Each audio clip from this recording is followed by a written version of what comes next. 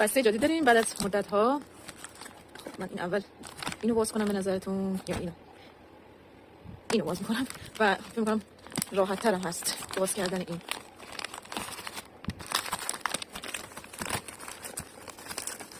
بله باز شد.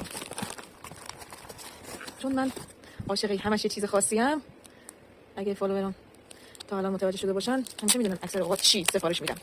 خب پس بریم که داشته باشیم. بله این ست اتکلون قلمی و کرم دست که فوق العاده است. این بوش قبلا دکانتشو داشتم، فوق العاده است واسه تابستون. بازش کنیم. وای چقدر داغ شده. خب تستش کنیم. واو بوی نارگیل بوش خداست. عالی عالی. چقدر سخته یک دسته واقعا. خب بعدیش هم که کرمشه دیگه. اینم از کرمش خیلی عالی بود. خب این بسته دیگه رو تو پست بعد میذارم.